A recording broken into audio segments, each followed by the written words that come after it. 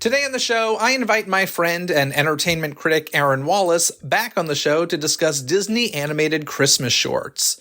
As I was recently watching the documentary Christmas with Walt Disney on Disney+, it featured a lot of winter and Christmas clips from Disney animation shorts where it either made me remember a piece of content I loved and hadn't seen in a while, showed me a clip of something that was recognizable, but I wasn't sure of its original source, or showed me something that was brand new to me. So I decided to look up the 10 shorts featured in the documentary and view them in their entirety. Aaron did the same, and afterward we discussed them all, as well as sharing our top 3 favorites. Enjoy this holiday-filled Season 10 finale of Disney Coast to Coast.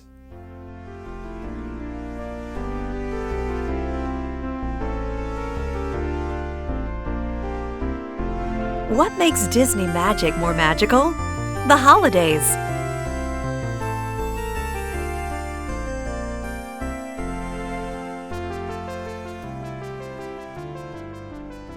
Hello, Aaron Wallace. Welcome back to the show. Merry Christmas, Happy Holidays. How you doing, my friend? Hey, Jeff. Merry Christmas, Happy Holidays. Thanks for having me back. I'm great. How are you? I'm doing okay. You know, it's the end of the year rush of, you probably are this way as well, but like I make an unreasonable list of things I'm like need to be in place, in order by the end of the year. And it's such unnecessary stress I put on myself. I don't know why I do it.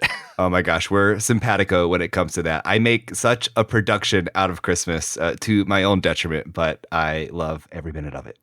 Excellent. Well, today we are here to talk about some Disney and Christmas, of course, on the season finale of Disney Coast to Coast. And this was inspired by a documentary that is now on Disney+. I talked about it a little bit during a House of Mouse Headlines episode. It's called Christmas with Walt Disney. It was directed by Disney legend and Disney Coast to Coast guest Don Hahn.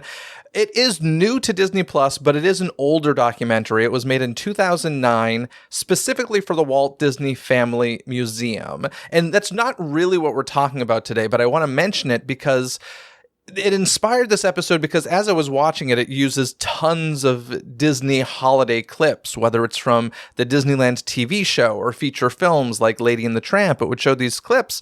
And there were a lot of clips from Disney animated shorts that some I recognized, some I didn't. And I was like, what is this? So I dug a little bit and I figured out which, I believe it's 10, if I'm remembering correctly, which shorts were featured in this, and then decided let's watch those shorts and then discuss them. But I'm curious, first, did you get a chance to see Christmas with Walt Disney?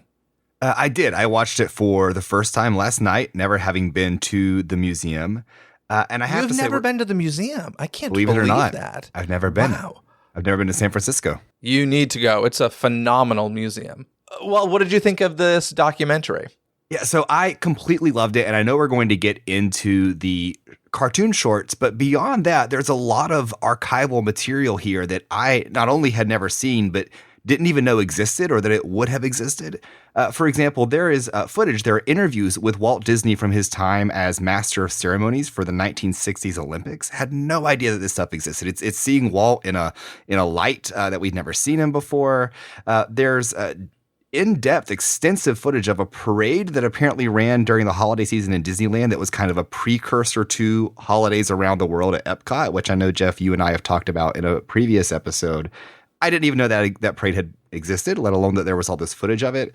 There's a lot of footage of an early candlelight processional at Disneyland. There's this holiday special that's sort of a thing of legend in the Disney film fan community, which is, I think it's the Walt Disney Christmas Show from 1951 that's never been released anywhere, but you see like stunning quality footage of it in this special. So it's just really rich with nuggets of Disney history for anyone who's into that kind of thing. Yeah, and it is narrated by Diane Disney Miller. So, and of course, she was a huge part in, I think she's the reason the Walt Disney Family Museum exists. So it was cool to hear her voice once again talking about growing up with her dad and, celebrating Christmas with him. So definitely worth checking it out. It's Christmas with Walt Disney. It's on Disney Plus now. But before we jump into the shorts, I want to talk to you just about kind of animated shorts in general and kind of your relationship with them, because I admittedly am someone who I don't seek them out. I see them when they're shown before a feature. And other than that, it's pretty rare that I'll go and seek it out. I'm curious kind of where you lie in that.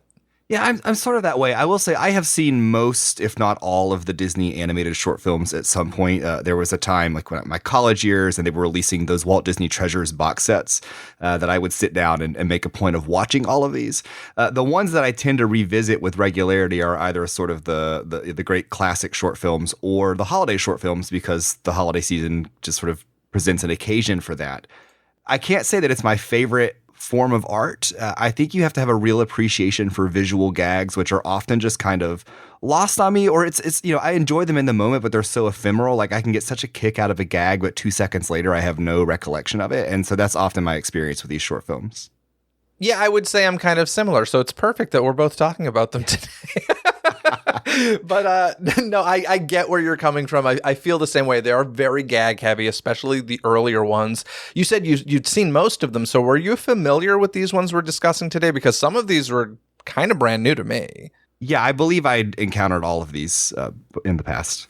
Okay. The one thing I want to say about shorts that I think is important is, a lot of shorts are used to kind of try out new technologies and stuff like that. And today, that's still very similar. It's the reason the shorts exist. And one great thing about current day streaming is it allows more shorts to be created because there's a platform like Disney Plus for them to be released on.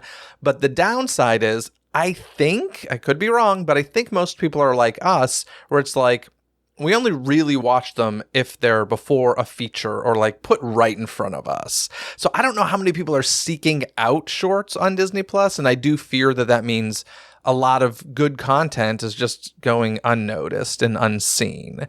Well, I'll tell you anecdotally, I have 2 little nephews and a niece, and they do pull up these classic short films and watch them and love them. And I know that as a kid, I would seek out these animated short films. They would come on Disney Channel, and they even used to rent VHS compilations of just the short films. And as a kid, I loved them. So I do think they have a staying power with younger audiences. And I know that for myself, so that I don't just kind of lose sight of this very important part of Disney history, Disney entertainment, I will often make a point of pairing a short film with a movie. Like if I'm going to sit down on Disney Plus to watch a feature film, I'll open it with some Disney short.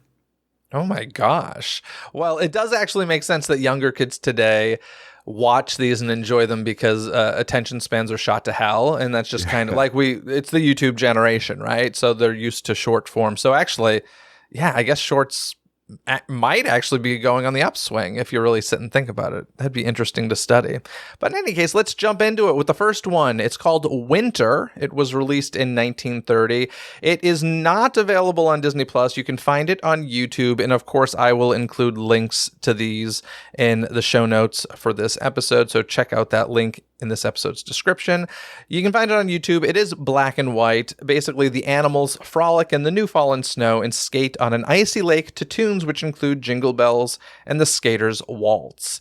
Now, this is a silly symphony, and I know we all know that term, right? Disney fans know silly symphony, but sometimes I wonder, do people really know what a silly symphony is? So this is a description from Disney Wiki. They say Silly Symphonies was a series of animated short films produced by Walt Disney Productions between 1929 and 1939.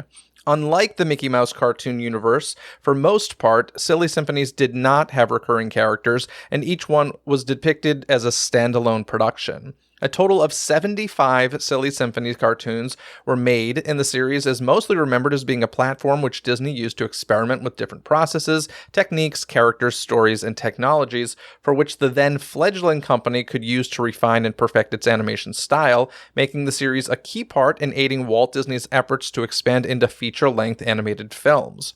Over its 10-year run, Silly Symphonies would go on to win Disney 7 Academy Awards for Best Animated Short Film and spawned numerous imitators, such as Warner Brothers' Merry Melodies. So if you never thought about it before, Silly Symphonies, Merry Melodies, they're not exactly hiding the fact that they're blatantly ripping off Disney, which I find kind of interesting. But in any case, so this was a Silly Symphony. Any immediate thoughts on Winter for you? Yeah, a few. So you mentioned, there were 70 some silly symphonies in total. This was the 14th. So we're still pretty early in the run, not only of the silly symphonies, but we're very early in the life of the studio. This is 1930. So we're just 2 years after Steamboat Willie at this point. We are still 7 years ahead of Snow White and the Seven Dwarfs. We're still in the era of black and white animation. And what's interesting is the very first silly symphony was also a holiday short. It was The Skeleton Dance, which of course is probably the most famous of the silly symphonies. So here, just 13 shorts later, we have another holiday film. And this one was actually part of a kind of sub-series within the silly symphonies that were called the Four Seasons. So you had like summertime, springtime, autumn, and now this was the last of them, which is winter. Very nice. And we see the characters hibernating. The classical piece of music we hear is the Skater's Waltz. I'm not going to go too much into that because if you happen to remember on episode 791 of Disney Coast to Coast, I had an episode called Classical Christmas and Winter Music in Disney Projects. And we kind of dig deep into that in that episode. So check that out if you want. I'll, of course, include it in the show notes as well. But yeah, this was one, very gag heavy. These were, I don't know if this is, I don't know. Did any of the silly symphonies have any dialogue? I think it was all just music, right? Yeah, some of them do. And in fact, some of the shorts that we're going to encounter later are technically silly symphonies, and we'll hear just like a little line or two of dialogue. But for the most part, these emphasize, musical composition, sort of Fantasia-like. In fact, these were very much early precursors to Fantasia. I'm glad you touched on the Skater's Waltz, because while that is the principal piece of music here with plenty of, sort of embellishment and extrapolation by the Disney folks, we do actually hear Jingle Bells briefly in this. So while it is mostly like a wintertime short, there are a couple of explicit nods to Christmas. If you want to consider Jingle Bells a Christmas song, we do also see a reindeer at one point. Just one little joke that I love in this, which is that we pass a groundhog's home, and there's a sign above the door that says, Mr. Groundhog, Weather Prophet. And I love that. It is a fun little gag. Very cool. Excellent. Let's move on to Mickey's Orphans, which was released in 1931. This one, once again, not available on Disney Plus, is available on YouTube in illegal ways, I'm sure. Although 1931, no, not public domain just yet. So some of these are heading toward that public domain territory, though. If Disney will probably lawyer up and figure out a way to keep We shall see. Yeah, we'll see. Once again, black and white. This is a bunch of orphan kids depicted as kittens being left on Mickey's doorstep in a basket. The kittens cause a lot of mischief around the house as Mickey, Minnie, and Pluto try to give them a Christmas party. I had a crazy memory with this. I'm wondering if you remember these. At the beginning of this short, we see Mickey playing ornaments on his Christmas tree as if they were musical instruments. He has the candy canes, he's banging the ornaments, and they sound like bells. Do you remember, I think this was a very 90s thing, and I was obsessed with it.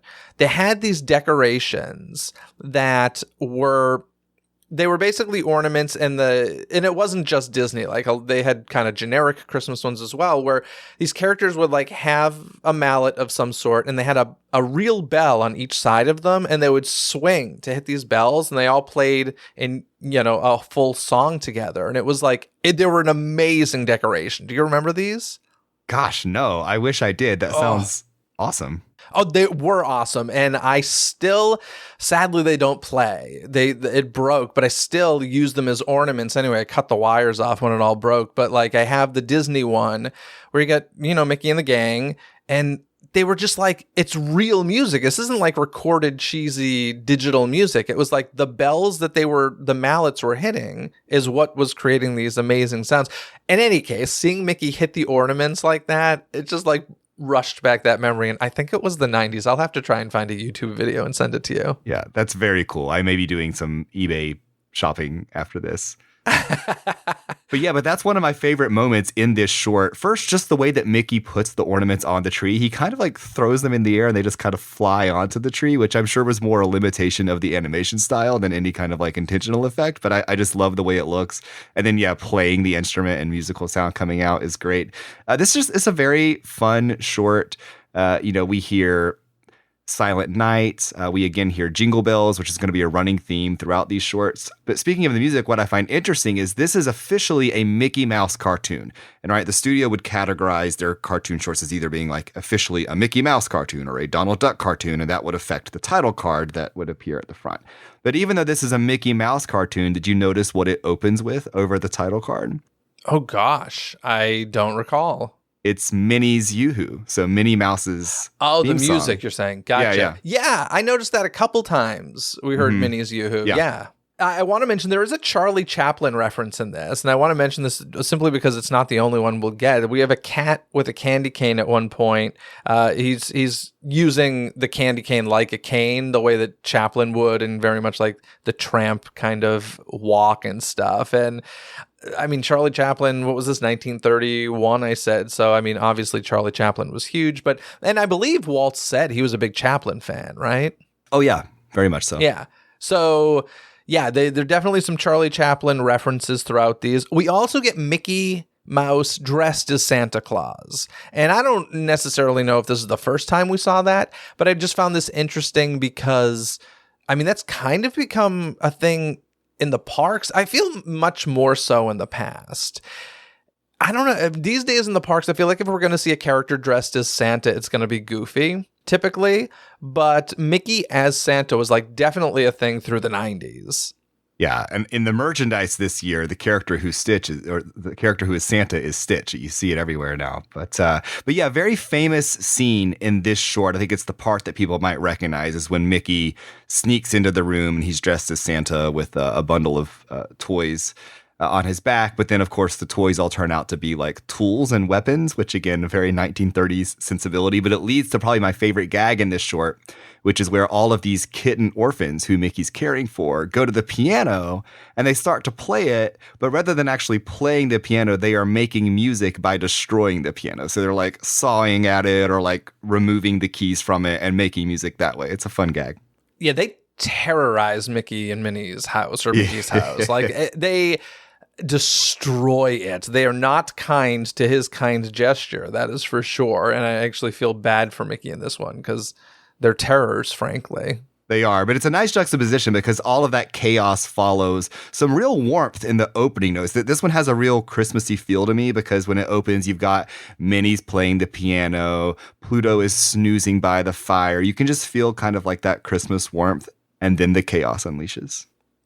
Yeah, I mean, with a lot of these shorts, and in the case of the documentary that we spoke of earlier, like there are a lot of iconic images. And I know that there was a point where there was like just a lot of compilation stuff made for Disney Channel, I feel like. Yeah. I mean, the one I immediately think of is the Halloween one, the Disney Halloween Treat. But I'm sure they did Christmas ones as well. And because of that, there are these strong images from a bunch of these different shorts that even if you don't know the short, I'm sure you're familiar with the visual of it or the style or just certain specific gags. But I found it interesting to actually sit and just watch the whole thing because in every one, I'd be like, I know that little 3-second clip, but I didn't know that that's where this is from. Yeah, and speaking of that, there's actually a piece of this short that Disney colorized, I think in like the 80s or 90s as part of one of the sing-along songs videos. Oh, cool. So that's a fun little tidbit from Disney history. And there are a couple of other historically significant things about this short. One, of course, is that it was nominated for an Oscar at the first ever Academy Awards. And it lost to another silly symphony, Flowers and Trees, which is, of course, the more historically significant of the silly symphonies. But also, and this is what I find the most fascinating about this short, it's a remake. Mickey's Orphans is a remake of a 1927 Oswald the Lucky Rabbit cartoon. And this was at a time when, of course, Walt had lost ownership of Oswald. So what this really was a Taylor's version. This is Taylor Swift. Yes, that's exactly what this is. This was an early version of like the Taylor's version, kind of like, I no longer own this thing, but I'm going to go do my own version of it, and it's going to be the more popular version, and that way I'll reclaim it. Okay, it's official. I now have a Disney connection for Taylor Swift. I'm getting her on the podcast. I'm glad I could do that for you, Jeff. Let me just tell you, I would be the worst person to interview Taylor Swift. I'd just be like, hey, how you doing? Because I know nothing. But that's really funny. That good for Walt for doing that, man. Yeah. I love that. Yeah, it's pretty awesome. Very cool. Speaking of, just before we move on, the Mickey as Santa thing I want to mention. Do you remember, I don't know if they still sell this, but I can remember so vividly going on a trip to Walt Disney World. I think it was 1990 Thanksgiving trip, if I'm remembering correctly. And they had the Santa hats with the Mickey ears on them. Mm-hmm. And I wanted it so badly. And it was like $40. And I was a kid and I didn't have $40 to spend on a Santa hat. I wanted it so badly. And I got it Christmas morning. And I was like, I couldn't understand in my mind. I'm like, how did you get this? Because I didn't even think to myself, oh, my dad ran off and got it at a point where I was just with my mom or something. But I was blown away, and I love it. And I wonder if I still have that somewhere packed away. I'm not sure, but man, I loved it. I don't feel like I haven't seen that in a long time though. Is that still in the parks? I don't know if they're selling it, but it's funny you mentioned it because I just thought to myself the other day that I want one of those. So I'll be looking for it. And eBay. It just goes to show, or eBay, yeah. But great gift at any age, clearly. Yeah, very cool. Excellent. Let's move on to Mickey's Good Deed. This came out in 1932, available on YouTube, not on Disney Plus, in black and white still, set during Christmas, the height of the Great Depression. The cartoon depicts Mickey and his dog Pluto as poor street performers who try to make it a happy Christmas for an even poorer family. I have very mixed feelings about this one. Do you know why this one upsets me? I don't know. Why? Because Mickey sells Pluto, and that is not cool in any way, shape, or form. There's a spoiled brat character. Most of the people are poor. As we said, it's the Great Depression, but there was this very wealthy family with a spoiled brat child who hated every toy that he got. He was breaking them all, throwing them against the wall, whatever, and he sees Pluto, and he was like, I want that dog. And at first, Mickey's like, oh, no, of course not. He's not going to sell Pluto. And then he sees a poor family who needs some love this Christmas. And Mickey thinks to himself, sure, I'll sell Pluto, take that money, and make this a joyous holiday for this poor family. So not okay with this.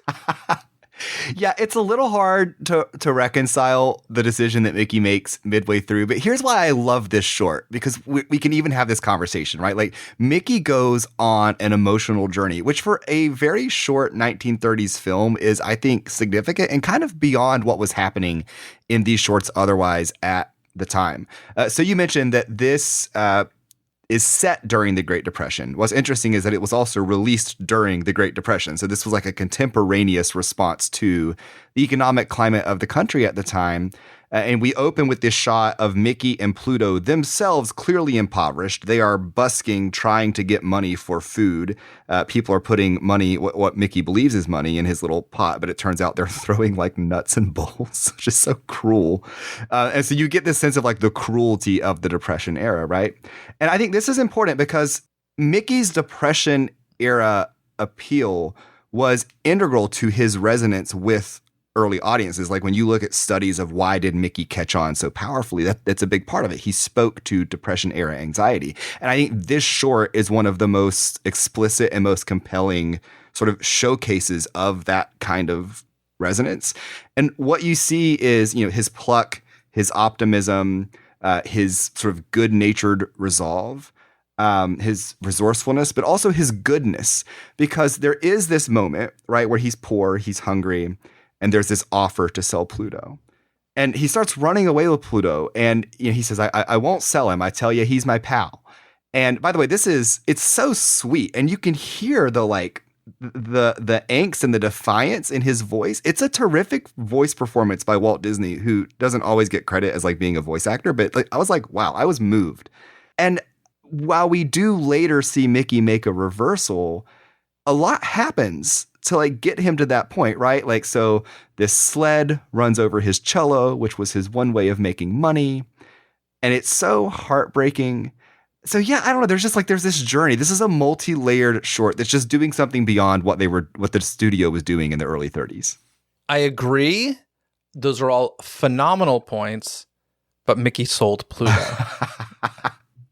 Here's how I justify it. I would like to think, because it all works out in the end, right? Spoiler alert. Yes, it does. And I would like to think that Mickey sort of knows enough about his own indomitability and enough about Pluto's scrappiness and resourcefulness to know that, like, this is going to be okay.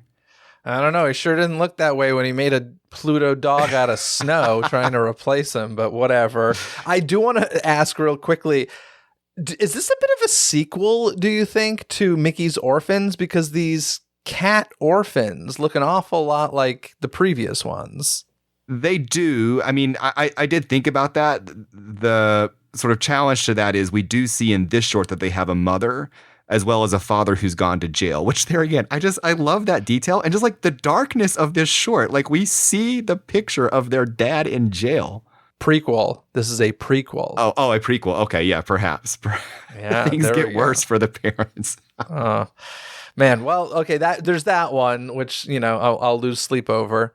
But yeah, there's just so much meat to this. If I can just kind of keep going, right? So like we see the cello be run over, and what immediately happens is like we know Mickey's anguish in that moment, and we hear crying as soon as it happens. Well, actually, first, these sleigh drivers, they run over the cello and they very earnestly call out to Mickey, like, Merry Christmas, Happy Holidays. And there's this irony that we as an audience pick up on, in that we know that the sleigh drivers don't know that they just crushed this person that they're wishing Happy Holidays to. And we see Mickey's forlornness and we hear crying, but the crying is not Mickey's. The crying is the kitten's mother next door. And so it's almost just like foreshadowing that in Mickey's moment of heartbreak, his own self-interest is going to succumb to someone else's, comparatively greater sorrow. And so it's just very layered in this way. And I'm so impressed by not only the depth of it, but also just the economy of time. It's so efficient. It's got 6-7 minutes to take us on this whole journey. And at this point, we're only like halfway through because we haven't gotten to all of the fun gags that have to be a part of this. So just as a work of animation, I'm kind of like jaw dropped at this one. That we do have to say there is a problematic element here because unfortunately one of the toys that Mickey brings to the children is this toy balloon that is designed to look, stereotypically like a black child of the time. And it's an unfortunate stereotype depiction. And that's one of the things that we find throughout a lot of these earlier shorts. In fact, that's the perfect segue for the next one, Santa's Workshop, which was released in 1932. Now, this one is on Disney Plus. It's also on YouTube, but you can see it on Disney Plus, and they have a negative depictions warning at the beginning of this if you watch it on YouTube, which if you watch it on Disney Plus, which I didn't realize was a thing Disney Plus actually did, because we all know of certain things that are removed from Disney Plus for the same reasons. So, and obviously some are more extreme than others, but I had never seen this warning on a Disney Plus anything before. Had you? Yeah, it's actually on quite a few things now. When they first started rolling it out, they were more selective about where they placed this. And then there was some kind of pushback from fans who would say, like, hey, you said this thing's problematic, but what about this other thing that's also problematic? So now we see them putting it on a lot because, let's face it, a lot of Disney content is problematic. But in this case, to speak to the tension that you're describing, Jeff, they're kind of having it both ways because we do get the warning at the beginning, but this is still an edited version of the short on Disney Plus that removes the most offensive sequences, but certainly not all of them. Once again, this is from 1932. It is in color. I think it was originally released in color, correct?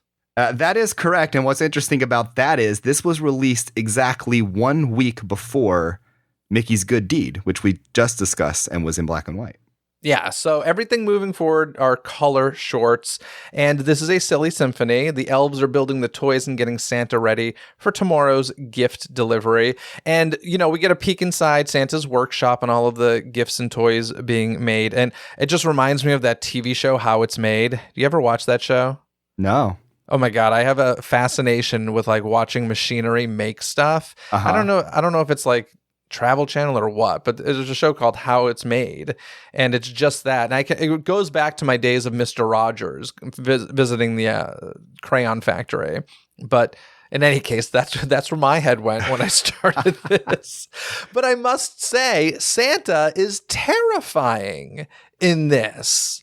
I agree with you. And later we're going to talk about the sequel to this short. And in Mhm. both of those, the voice performance, I just don't understand. Like Santa's laugh is so creepy in both shorts. Did you find that to be true? Is it the laugh that you're talking about?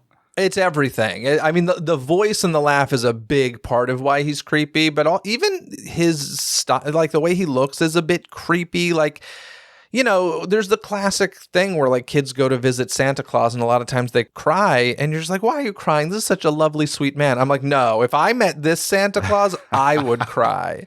He's a scary Santa. He is, and it's like I don't think that's what they're going for. So often I'm thrown when I watch these because you almost want to read Santa's motivation as being like villainous because everything about him is reading villainous. But then in the greater context of the scene, you're like, no, I think he's supposed to be just like a jolly, good-natured Santa. So it's a mismatch. Yeah, this is one of those things where you know how a lot of people like to take things that are joyful and re-edit them as like horror movie trailers. Like one of the more iconic is Scary Mary, a version of Mary Poppins. Oh yeah. All you got to do is like slow it down, make it black and white, and change the music, and like it's terrifying. You do not need to like adjust the animation really. It's scary. And I do want to point out there is a Charlie Chaplin toy reference in this one. We see a little Charlie Chaplin as a toy. Yeah, the Charlie Chaplin reference is great. Unfortunately, it's like right there in the middle of all these other offensive things that are happening, like bookending the Charlie Chaplin reference. So it's hard to fully embrace this short for that reason. I mean, you want to love the Christmas and the Santa Claus of it all, but when Santa is laughing at clearly racist jokes, it's just kind of like hard to get on board with it. I do want to note that Walt Disney voices an elf in this short, and it happens very briefly, but it's unmistakable because the elf sounds just like Mickey Mouse. For a second, I thought you were going to say he voices Santa, and I was like, please don't tell me that. That would have ruined everything for me. So now let's jump to the sequel of that. This was in 1933, the following year. It's called The Night Before Christmas. This one's on YouTube. This one is not on Disney+. It's a loose adaptation of Clement Seymour's famous poem. St. Nick is seen delivering the toys that he made in 1932's Santa's Workshop, the one we just spoke about, to a house full of sleeping children. The toys come alive and they dance around and have fun. The kids then wake up to find a beautiful Christmas tree with lots of toys. Once again, same scary Santa. We get some blackface in this one. It is interesting to me how Disney decides which of these will be on Disney Plus and which won't. It does seem like, which ones are more offensive and which ones aren't. But I don't know. There seems to be no rhyme or reason in some cases. Yeah, well, it's interesting because Santa's Workshop also had an even more explicit version of blackface or instance of blackface that has been edited out and then put on Disney Plus, as we mentioned. So yeah, it's interesting that this, which also has, I guess what you would call soot face, is not on Disney Plus, but is available on YouTube without the edit. Yeah, so I mean, I don't have much different to say about this one, just because like the Santa's Workshop one, it's the same style. I did find it fascinating that it was a sequel. Like a year later, that's actually kind of cool. I mean, I don't know how popular Santa's Workshop was at the time, but it's kind of neat that even in short form, they were like, yeah, let's do a sequel to this. Even though, you can't top Pigs with Pigs. I was about to say, this came from the era of Walt not being so big on sequels. But yeah, it's kind of a spiritual successor more than it is a direct sequel. What's interesting about this one is that it is loosely an adaptation of A Visit from St. Nicholas by Clement Seymour, better known as 'Twas the Night Before Christmas. A couple of funny gags that I appreciate in this one. So there's a toy airplane and it's flying around the Christmas tree and its exhaust is creating the garland. I thought that was fun. Similarly, there are I think there's like toy soldiers or toy firefighters, and they're in a fire truck with a water hose and it's spraying artificial snow onto the tree. So they do some fun tree decorating gags here. Yeah, the whole gag thing, but I mean, that's really what shorts were all about. And like you, I look at them and say, oh, that's cute, but it's very, very, very rare for a gag to make me laugh out loud. And I know people who can watch these things and be roaring with laughter. I'm like, wow, we're so on a different wavelength when it comes to what we consider to be comedy. Yeah, for me, I think it depends so much on context too. Like if I'm in a group setting or especially in a movie theater, I do find myself laughing out loud. But because you really have to be very visually engaged to pick up on the like one sense that's being tapped into with these gags, if you have any level of distraction going on at all, then you're not going to be plugged into what's happening. Alrighty, let's move on to On Ice. This was released in 1935. It is available on Disney+. This cartoon revolves around 3 different storylines that all take place on a frozen lake during wintertime. In the first, Mickey helps Minnie learn how to skate. In the second, Goofy is attempting to catch fish by dropping tobacco into the water and making the fish come up to spit. That's an interesting little story. And then Donald pulls a prank on Pluto by putting ice skates on his feet and luring him out on the ice in the third one. Okay, Pluto gets abused so much in like all of these shorts. I actually really Correct. feel bad for Pluto. It's terrible. It is notably one of only 4 shorts in the original run to feature all 5 members of the Fab Five: Mickey, Donald, Goofy, Pluto, and Minnie.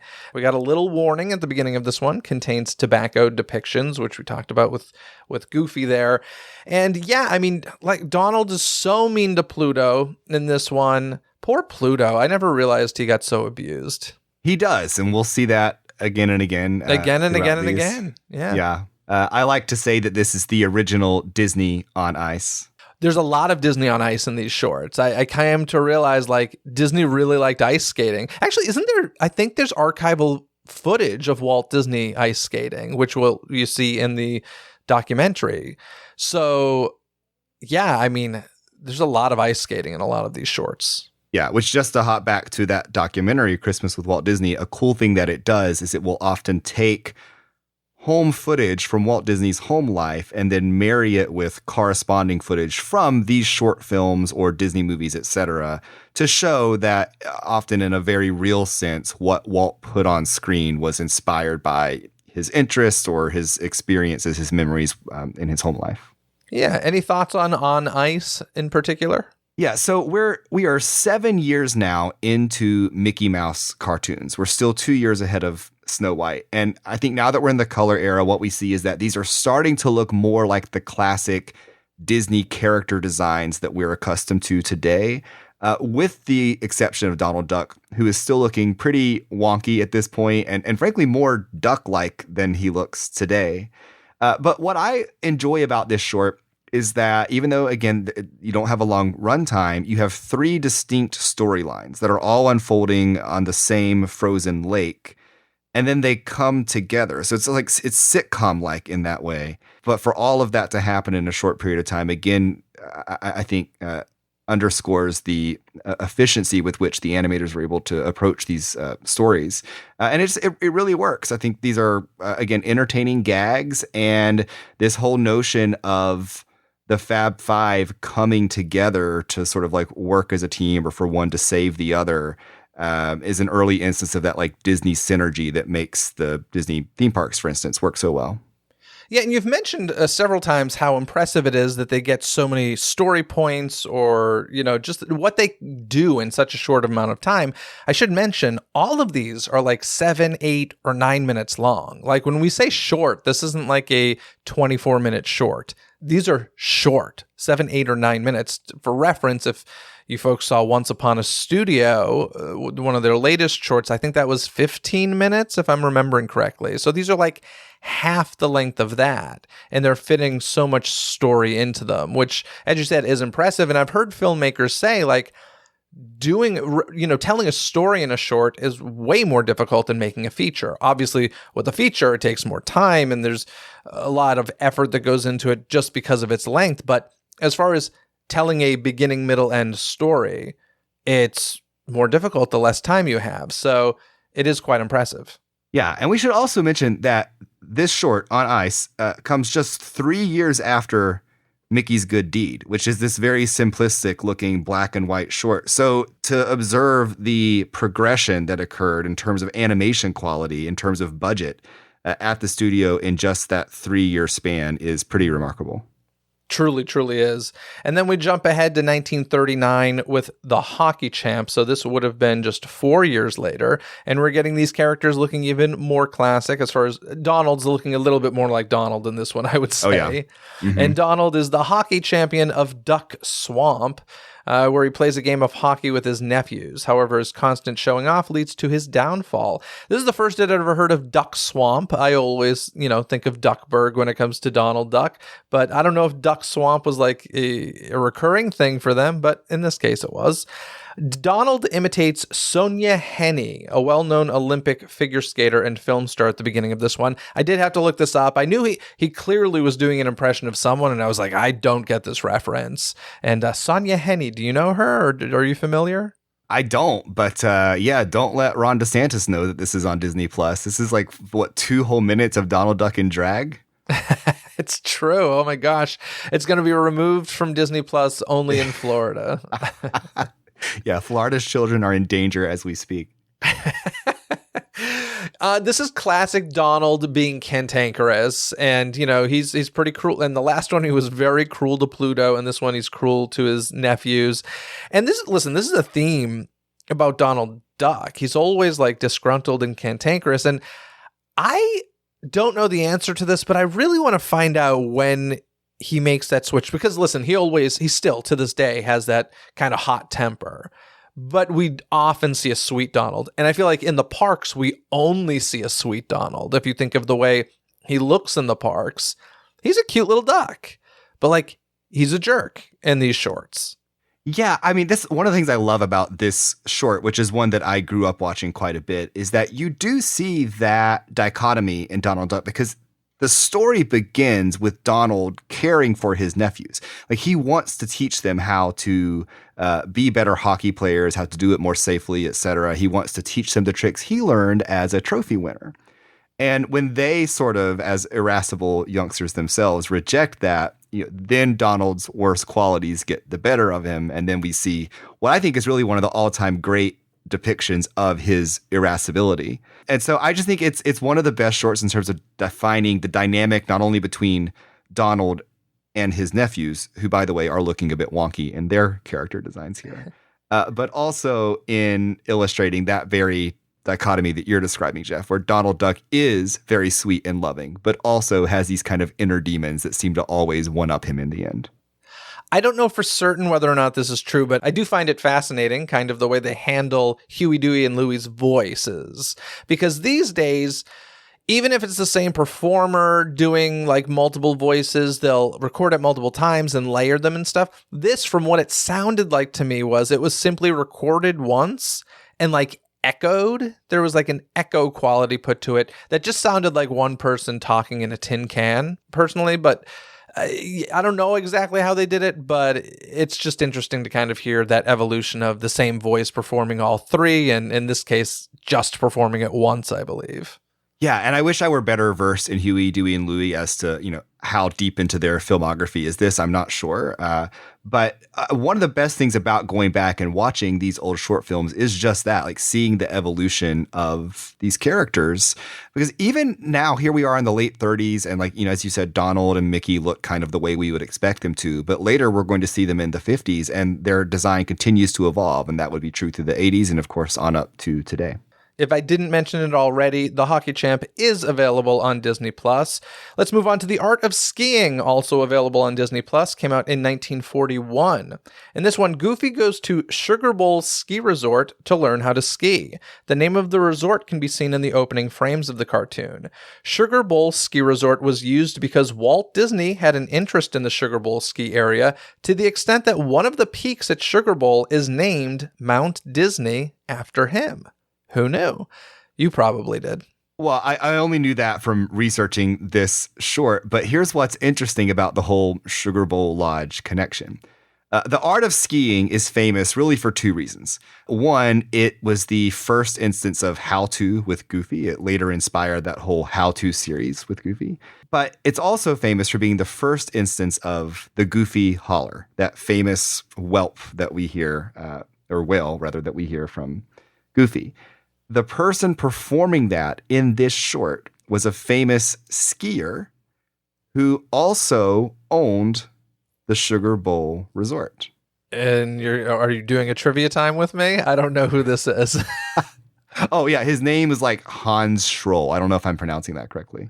Wow. Okay, so he didn't voice Goofy. It was just the kind of the holler. Just the holler. That's right. Interesting. Huh. I wonder. Well, Bill Farmer probably does know that, but I wonder if he knows that. That's really actually fascinating. Mm-hmm. Thanks for digging that up. Now, one thing that's mentioned in this short is they say skiing is pronounced sheeing. Is this a real thing? Because the narrator is very serious in this. Like, Goofy is insane and goofy, but like the narrator is taking it very seriously. And at one point he's like, skiing pronounced sheeing. And I was like, is that a thing? I mean, I think the joke is like the pretentiousness of a very serious assertion of something that's relatively incorrect, though apparently it is an acceptable, albeit archaic pronunciation of the word, which I find fascinating and did not know prior to this research. But interestingly, there is a callback to this in a later Goofy short where someone is talking to Goofy and says skiing, and he just offhandedly says, I believe it's pronounced sheeing, and keeps going. What short is that? Do you know? I don't know offhand. Oh my gosh, that's brilliant. Talk about a nice callback. I love that. Oh, I love a good callback. Oh my gosh. That's really wonderful. Now I got to find that. Let's move on to Once Upon a Winter Time. Now, this was originally released as a segment from the feature Melody Time, released in 1948. It was later released as a standalone short in 1954. You can find it on Disney Plus, but you got to search for Melody Time. Do not search for Once Upon a Winter Time. This one is not on YouTube. This is the only one I could not find any variation or version of on YouTube. So you need Disney Plus to watch this one. In this, a December Valentine features the memories of a romantic couple in their courting days. Joe tries to show off for Jenny on the ice, but events soon turn to a possible tragedy and a timely rescue. I loved in this one the kind of like parallel storyline with the bunnies. So we have like the human characters going through all these things, and then these two cute bunnies going through basically the same exact kind of love story. I thought it was very cute. It is very cute. The whole thing's very sweet and later very exciting because there's this element of peril that gets introduced. Even a little kinky. I'm sorry? It gets a little kinky. I mean, at the end, they're going through a dark. No, you don't think so? No, tell me how. I clearly missed something here. They're going through the dark bridge, and we don't know what's happening when they're in the dark bridge. When they come out, there's a little smooch on the cheek, and I was like, oh, all right. And he looks pretty happy about that. And then at the end, the two characters are seen in picture frames like that fold together, and the character pulls the frame close together so that they close in on each other so that they can have some privacy. It's kinky. Okay, a little excitement of danger there. Okay. I don't know if it's dangerous. I think it's just thrilling. Thrill, yeah, the thrill. Okay. All right. I see it. Do you see it? I do now. And you'll never unsee it.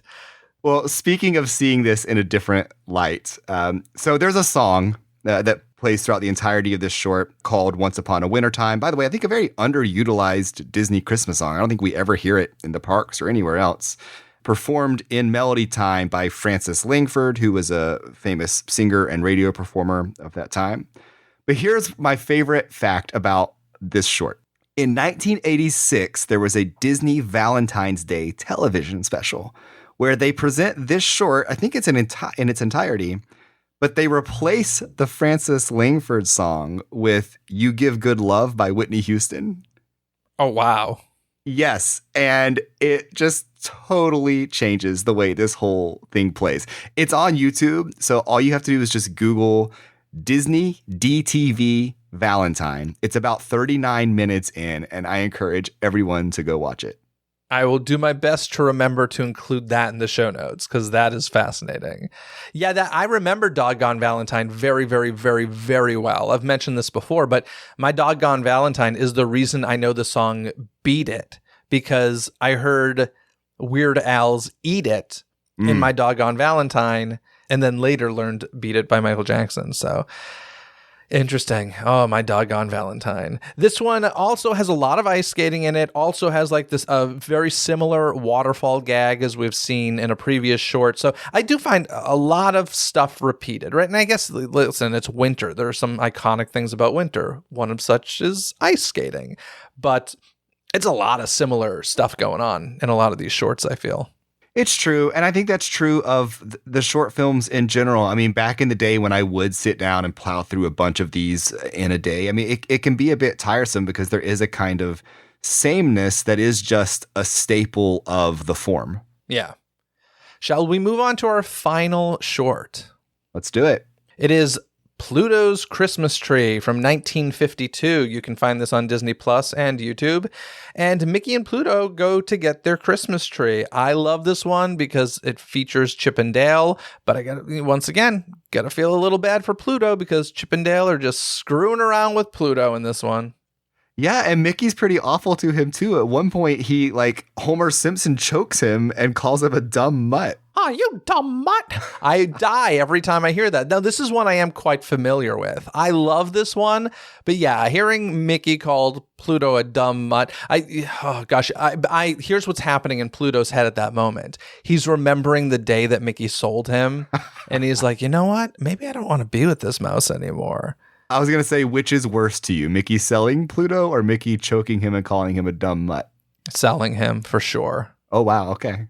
Yeah, come on. He sold him. I do want to mention, if you are familiar with Mickey and Minnie's Runaway Railway in Disneyland Park in Mickey's Toontown, their queue is very, very different from the attraction in Walt Disney World. And as part of the queue, you see kind of like these quote unquote sets from Mickey shorts and animated films and such. And one of the quote unquote sets that we walk by is from this. There's a cute little gag where we see, I can't remember if it's Chip or Dale, but they're dressed as Santa, like pretending to be a Santa candle to blend in with the decorations.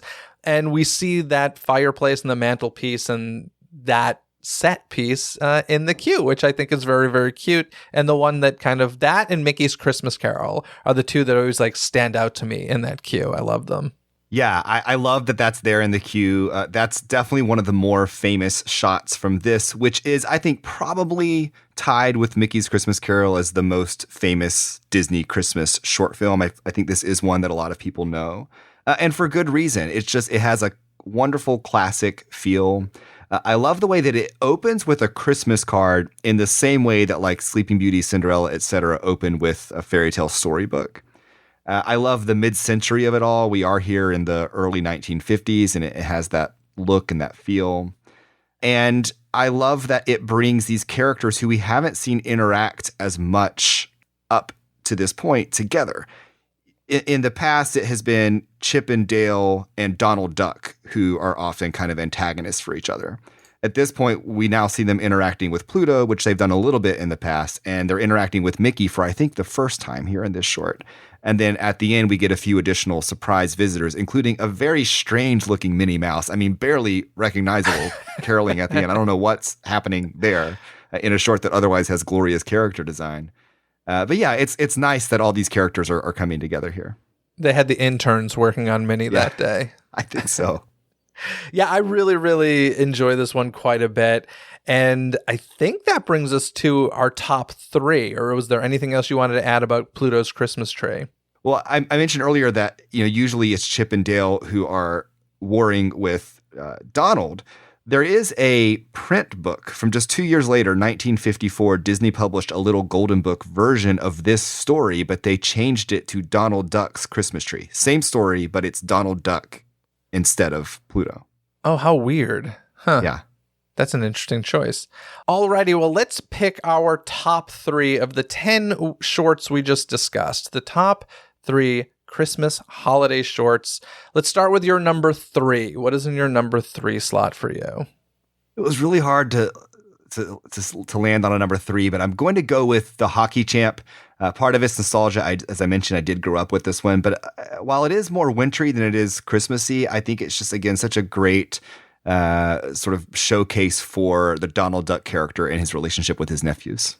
All right. My number 3 is The Art of Skiing. And this is because, like you said, like those just kind of like instructional Goofy videos are just very iconic, and I enjoy them and I like Goofy. And I thought that this was a fun one full of a lot of fun gags. So I'm going to go with The Art of Skiing. What is your number 2? You're not going to like it, Jeff, but I love this one. I really do. Selling Pluto? With apologies to Pluto, Mickey's Good Deed. And I've already raved about all of the sort of like narrative and emotional complexity of the short, but that's what lands it here for me. Well, I'm going to tell you, Pluto does not accept your apology. And my number 2 goes to the hockey champ. I mean, I just like Hugh, Dewey, and Louie. They are, they're brats, but they are also very adorable. And I think them and Chip and Dale, maybe I just like young, problematic characters or something. But like, I don't know. I think they're adorable. And the hockey champ, number 2 for me. I love it. Which brings us to your number 1. I think we might be tied for number 1. I'm going to assume we probably are. I think it's the obvious choice, but for good reason. For me, it's Pluto's Christmas Tree. Agreed. I love it. This is one that like I really enjoy watching. Like I will put this on. This is just like a great one. It's short, but like if you're just making Christmas cookies or something, like this is a great one to put on. I think it's a lot of fun. A lot of it is the characters look like the characters we know, Minnie Mouse aside. And yeah, it's from 1952, but it still just feels like current Disney, if that makes sense. Sure. It's timeless in that way. There is never a Christmas where I don't watch this. It's an absolute must for me every year. And I just have to say, I think the best part about it is when you're inside the Christmas tree. There's something about the way they animate the glow of the light and the green inside the tree. I mean, it just looks like almost like a Christmas bar, like a place that you want to like hang out. And it just has so much atmosphere. And there's a whole life. There's a whole world happening inside that tree. And it's very inviting. Yeah, the color of this short is real, and it's tough to judge that sort of stuff because things are upgraded through the years, and I don't know how much this one's been tinkered with or not, but there is something about the color of it that is very warm and very seasonal and very like, it just feels like the holidays. So I like it quite a bit. So Pluto's Christmas Tree, number 1. Folks, you can watch all 10 of these, whether it's on Disney Plus or on YouTube. As I mentioned numerous times, I'll include them in the show notes, so check them out if you wish, and perhaps you'll have a bit more appreciation for them based on our discussions today. Aaron, before you leave, anything you want to say about these shorts in general? Just that I would encourage everyone to start with, if you have Disney Plus, start with Christmas with Walt Disney. And then, dive in, do what Jeff and I just did. It's a really rewarding way to spend, it takes like an hour and a half to plow through these 10 shorts, or pick a few that resonate with you the most as you're watching the documentary. I think it's a really rewarding experience. Yeah, if you're a cruel human being, you can watch the one where Mickey sells Pluto. Oh man, I'm gonna next time I see Mickey in the parks, I'm like, dude, what were you thinking? Selling Pluto? Let's just see how much research that Mickey has done. I really want to see the reaction. No, I will not do that because I do not like influencers and people out there who just harass the characters. So I am jesting for those of you listening. I will not be doing that to Mickey. But in any case, Aaron, thank you so much for coming on the show. Once again, you have weaseled your way into the season finale of Disney Coast to Coast. Listen, I start every year with a strategy, and every year I succeed. And before we all go, anything you want to plug anything you're currently working on, and then you can plug the old stuff. Listen, I am working on some new things. I'm going to let them take a little more flesh before I talk about them just yet. But you can always find whatever I'm doing at my website, AaronWallaceOnline.com, where you can find my podcast, On Main Street with Aaron Wallace, and my book series, The Thinking Fan's Guide to Disney. Excellent. Well, thank you so much, Aaron, and Merry Christmas, Happy Holidays, Happy Hanukkah, Happy Kwanzaa. What am I missing? Happy New Year, Happy everything, Merry everything. Merry everything. Happy holidays, Jeff. Thanks for tuning into this episode, and thank you for being part of Season 10 of Disney Coast to Coast, whether it was listening to this episode or all of them. As a reminder, Disney Coast to Coast will return for Season 11 on Wednesday, February 28th, 2024. Until then, I'll be re-releasing and taking a look back at some favorite archive episodes of DCTC. You can expect those in your podcast feed every Wednesday during hiatus. If you're a new listener, the content will surely be new to you. And if you're a longtime listener, hopefully you'll enjoy the stroll down memory lane. If you'd like to support the podcast, don't forget to order your Disney Coast to Coast wall and/or desk calendars for sale over on DisneyCoastToCoast.com or by clicking the link in this episode's description. If you'd like to support the podcast in a different way, check out the Patreon link in this episode's description or click on the Leave a Tip link in this episode's description. Until next time, anything you need can be found in this episode's description, from additional information and links discussed in this episode found in the show notes, contact info to reach me, some free gifts from me to you, and so much more. So be sure to check out this episode's description. Other than that, folks, have a magical day, a Merry Christmas, and a Happy New Year. Bye!